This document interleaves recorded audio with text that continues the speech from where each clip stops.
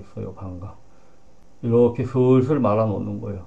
도닥거리고 도닥거리고 좀 해서 이리 몰아가지고 가는 거예요. 그러면 가을 체질이 태음인이고 겨울 체질이 수기를 갖고 태어난 거죠. 겨울 체질이 소음인이에요. 소음인.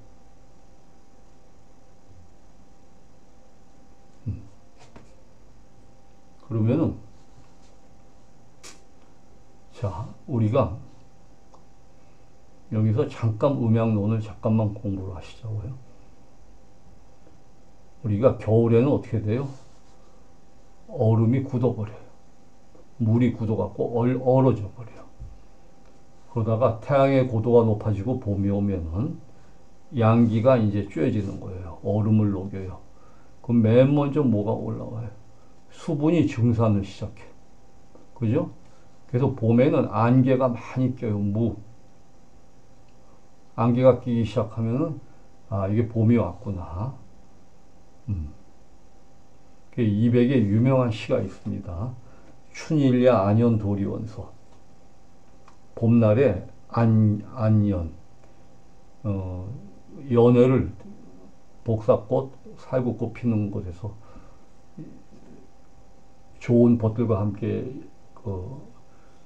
술을 마시면서 연애를 연다 하는데 거기에 어떤 구절이 있냐면은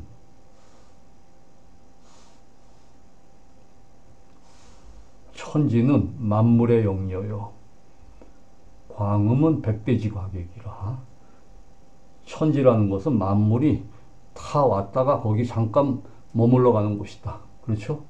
우리도 어느 시간에 태어났다가 일생을 살고 죽죠. 나무도 마찬가지고 동물도 마찬가지고 식물도 마찬가지고.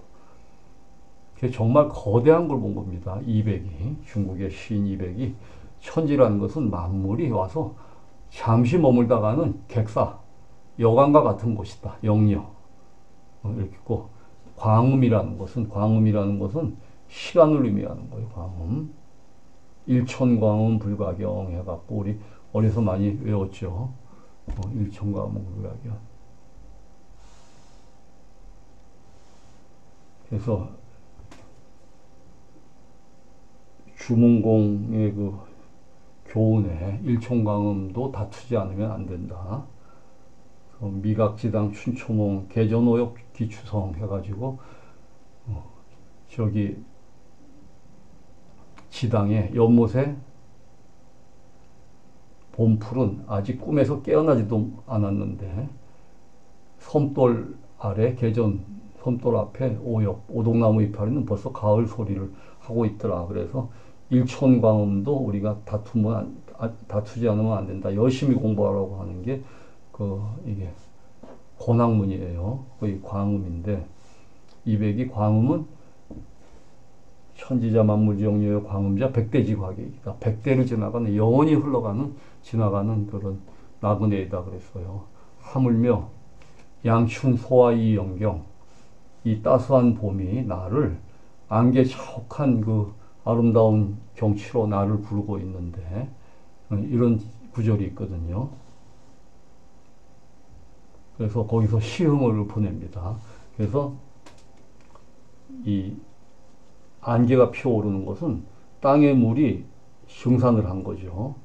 우리가 이전에 음과 양을 제가 설명할 때 인력과 뭐라 그랬어요? 운동 에너지다. 근데 인력이 운동 에너지보다 크면은 압제 상태죠.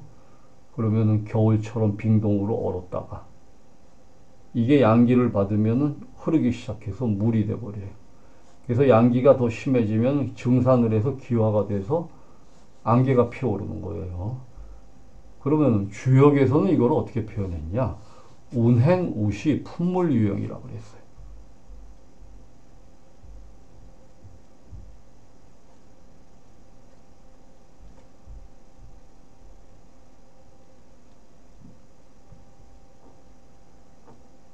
여기 개사절에 보면 구름이 피어나고 비가 뿌리면은 만물이 다 살아난다.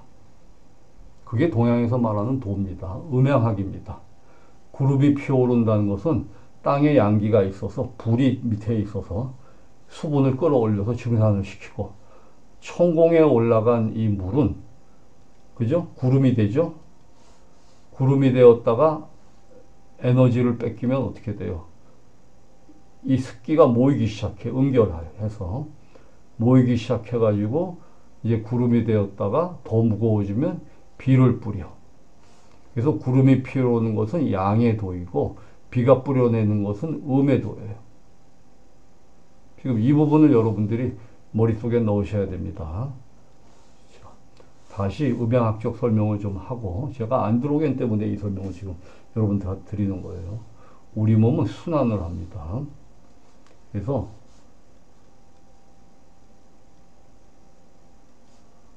구름이 피어오르는 것은 수분이 증화를 해갖고 불로 가는 거죠, 불. 근데 실은 불이 아니고 물의 움직임이에요. 얼음으로 굳어져 있던 차가운 그 물이 에너지를 받아가지고 끌어오르기 시작해서, 그죠? 하늘로 올라갔다가, 하늘의 천공에 가면 차갑죠? 그러면 열을 뺏겨요. 엔탈피를. 에너지를 뺏기면은 이 열이 이제 응결이 되기 시작해요. 이거를 우리가 습이라고 그랬어요. 습. 요거는 삼수변이죠. 물.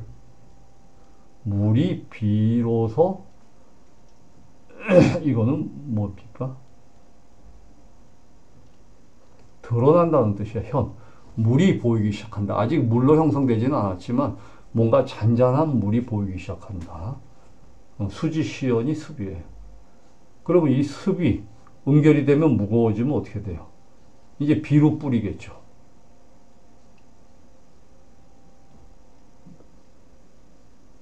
그래서 우리가 천지라는 입장에서 볼 때는 양도가 행해야만 구름이 피어오르고, 근데 양이 너무 항진되면 어떻게 돼요? 구름이 형성되질 않아요. 우리가 인체에서는 땀으로 나가버리고 끝나버리죠. 항진되면은. 그러면 하늘에 올라가서 그 열을 식혀야 에너지가 뺏기기 시작해야. 왜? 지금 에너지가 인력보다 높아졌기 때문에 물이 끌어올라와서 가스의 상태가 된 겁니다. 그럼 가스 같은 물이 에너지를 뺏겨야만 다시 응결이 돼서 구름이 됐다가 비를 뿌려내. 그래서 인체 내에서는 이게 뭐예요? 리소변이에요. 리소변. 소변이 나오는 현상이 바로 동양에서 말하는 신장이 갖고 있는 수기, 차가운 냉기에 의해서 소변이 나온다. 근데 폐는 뭐냐? 동양 학문에서 폐라는 것은 폐금이라고 그랬어요. 금. 수렴시킨다는 뜻이. 천공 중에 올라간 양기를 수렴시켜서 모아서, 그죠? 그거를 신장으로 내려보내서 이뇨를 시킨다. 그러면 이뇨가 되고 나서 물이 재흡수가 되죠, 우리. 소변이 다 빠져나가면 샥이 옵니다. 사람이 탈수가 돼요. 그러면 양방에서는 이때 뭐가 필요해요? 소디움이 필요해요. 소위 알도스테론이라는 호르몬이 있어서 부신 피질에 있습니다. 부신이 수질하고 피질이 있는데 안쪽에는 케테콜라민이라는 음성적인 게 있고 바깥쪽에는 코르텍스라고 그래요. 코르텍스. 안쪽은 메둘라라 그러는데 항상 음양입니다. 모든 자연의 원리가 다 그렇게 돼 있어요. 메둘라에는 아주 음성적인 케테콜라민이라는 게 있고 바깥에는 이 소위 스테로이드가 있어요. 양성적인. 여기 코르텍스에서 알도스테론이라는 게 지금 만들어져 가지고 이거는 뭐의 역할이냐? 몸 안에 있는 소디움을 흡수시켜. 리업테이크 시켜요. 그러니까 물이 들어가고 소금이 들어가야 물이 빨아올라. 그래서 인체가 다시 물을, 그러니까 나쁜 거를 신장에서 걸러내는데 뭐 2만 cc라 그러면 2만 cc가 다 빠져나가는 게 아니고 3천 cc 정도는 바깥으로 나가고 나머지 17,8천은 재흡수가 됩니다. 이게 바로 음양의 과정이에요. 몸에서. 그러면 우리 몸에서 폐는 피부하고 연결되어 있어요. 우리 한의학에서는 폐주 피모. 즉 피부가 땀구멍을 열어야 어떻게 돼요? 열이 빠져나가죠. 몸의 열이. 열이 빠져나가고 나면 어떻게 돼요? 엔탈피가 떨어지니까 그때부터 금생수 해서 소변이 나온다 이런 뜻이에요. 자, 이 부분을 양리학적으로 제가 조금 더 설명해 드리겠습니다. 여러분들 조금 어려운 이론이지만 제 강의를 드시는 분 중에 한의사 선생님들도 계시고 또 양방 선생님들도 관심 있는 분은 들으시리라고 생각하기 때문에 그래서 알도스테론에 의해서 끌어오르는데 이 몸 안에 있는 기가 표피까지 갑니다. 표피까지 가는데 우리가 여러분들 감기 같은 게 걸리면 어떻게 돼요?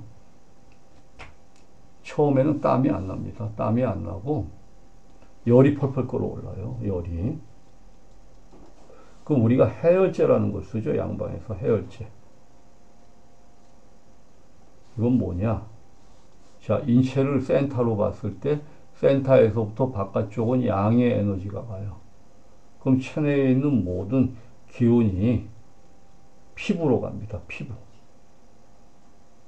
이 한의학에서는 이거를 위기라고 했어요. 위기. 인체 바깥을 흐르는 기운이다.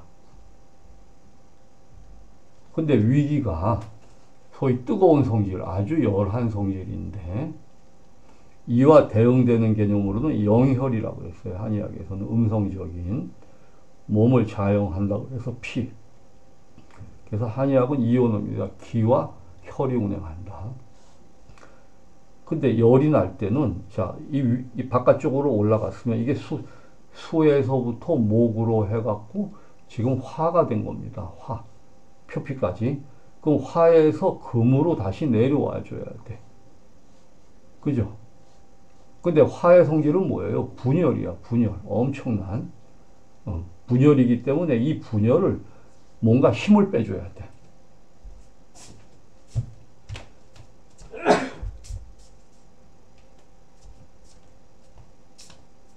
힘을 빼주지 않으면 화기가 그냥 자기 마음대로 해버려. 그래서 화가 너무 극성했을 때 우리가 열이 나는 겁니다. 그러면 우리가 해열제로 열을 풀면 땀이 슬그머니 나면서 열이 떨어지기 시작해요. 타이레놀도 마찬가지고 브루펜도 마찬가지고 아스피린도 마찬가지고 열이 떨어질 때쯤 되면은 머리 발제, 한방에선 발제라고 그러는데 머리에서 땀이 촉촉이 어리고 뒷목에서 땀이 나면서 소변이 나오기 시작해. 그건 바로 뭐냐? 하늘에 올라갔던 그 극양의 에너지를 땀구멍을 통해서 이제 인체 내의 하늘이죠. 그죠? 평소에 피부가 숨을 쉬어야 돼. 근데 피부가 꽉 치밀하게 돼버린 거야. 치밀. 그래서 우리는 주리라 그럽니다. 한의학에서는. 주리가 닫힌 거예요. 치밀하게. 그러니까 열이 빠져나가지 못하고서 그 안에서 작약을 해서 발열이 났는데 해열제를 통해서 치밀한 주리를 열어주는 거예요. 그걸 개표라 그러죠. 개표. 한의학적 용어로 표를 열어준다. 개표. 그러니까 열이 빠져나가고 나니까 어떻게 돼요? 이제는 고개를 숙이고 내려오기 시작해. 그래서 폐금이 습기를 만들어서 입에 침이 돌고 신수가 수기를 만들어서 소변으로 이뇨가 되면서 열이 풀리는 거예요. 이게 음양학적인 개념입니다. 여러분들이 조금 어려우실 것 같지만 잘 생각해 보세요. 그럼 해열제는 뭐냐? 대부분 사포닌 성분이 들어가 있어요. 사포닌은 표면 장력제예요. 표면에 서로 끌어당기는 힘, 인력이 있다 이거예요. 우리가 물은 두 분자가 가까이 두면 어떻게 돼? 탁 달라붙어서 하나가 돼버려. 불은 흩어져 나가지만은 물은 모여. 그래서 한 방울이 두 방울이 되고 두 방울이 세 방울이 되는데 세 방울이 모여서 바다를 이루어. 그래서 응집력이 있어서 이 물 위에서 컵에다가 물을 넣고 동전을 띄우면 동전이 뜹니다. 이게 표면 장력이에요. 사포닌은 매운맛이라 이 음성적인 끌어당김을 매운맛은 흩어져 버려. 그래서 이 장력이 없어지니까 즉 장력이 셌는데 에너지가 높아지면서 장력이 없어진 거예요. 그래서 사포닌이 장력을 없애니까 땀구멍이 열리고 열이 빠져나가니까 입에 침이 돌기 시작하고 소변이 나오는 게 한의학적 원리예요. 그래서 제가 사상을 설명하기 위해서 이렇게 했고, 모든 물질은 다 사상의 원리 안에 있습니다. 조물주가 그렇게 만들어 놓으신 거예요. 이 법이 틀리면 이 사상의학은 맞지 않습니다. 그래서 지금 여러분들이 화기는 소양이네, 목은 태양이네, 금은 태음이네, 수는 소음이네, 꽁꽁 얼어붙어 있고 이건 지멋대로, 그죠? 제가 대학 다닐 때 그 시절이 70년도니까 굉장히 보수적이죠. 지금으로 말하면은. 근데 학교에 소양인 여학생이 하나 있었는데 그 시절에도 튀어. 쉽게 말하면 브라우스를 딱 입고 가는데 이 브라우스 끝을 왜 쪼매가지고서 이렇게 하는 거 있죠. 그죠? 요새 사람들은 그게 자유롭지만 아무것도 아닌데 그 시절에는 이런 걸 상상도 못 했는데 이 튀는 소양인 한 아가씨가 저는 대학 다닐 때도 앉아서 이것만 관찰을 했어요. 제가 한의과 대학 들어가기 전부터 사상을 했기 때문에.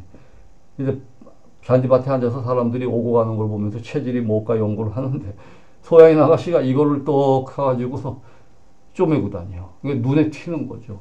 이게 란이죠, 란. 우리 문란하다는 뜻의 도덕적이 아니고, 그죠? 어떤 정상적인 틀을 벗어난다. 불이다. 흔들린다. 가만히 있으면 재미가 없어. 흔들리는 거야. 한번 파격을 해보는 게 소양이에요. 그리고 태음은 좀 보수적이고, 이거 태양이고, 태양은 튀는 거고요. 그리고 소음은 아주 보수적보다는 그냥 정확한 그래머죠, 문법적. 1 플러스 1은 2다. 이게 이제 소음인, 정직한 소음이고, 그렇지 않은 소음이도 많습니다. 그러면, 자, 안드로겐은 뭐냐? 바로 숙이에요, 소음기. 이건 저희 분류 방식입니다. 안드로겐은. 제가 관찰한 결과, 안드로겐은 소음성이에요. 그래서 소음인들이 안드로겐이 발달하면 어떻게 돼요? 치모가 발달해. 가슴에 털들이 아주 많아져. 가슴에 털이 원숭이처럼 많고, 그죠? 쭉 털이 많고, 이 소음인들이 많아요. 태음인도 있어요. 안드로겐 과잉에. 그러니까 이런 분들이 주로 소음인들이에요. 잠깐 한번 실내를 볼까요? 자, 인터넷에서 제가 체스트 헤어를 치니까 한 분이 나왔는데 이분이 소음인이에요. 바로 굉장히 흉모가, 여러분들 보시면은 흉모가 심한 걸 알 수가 있죠. 또 흉모가 심한 분 중에는 태음인도 있어요. 근데 조금 양상이 다릅니다. 이게 바로 안드로겐 과잉의 증거입니다. 안드로겐 과잉이 소음인들한테 많아요. 그래서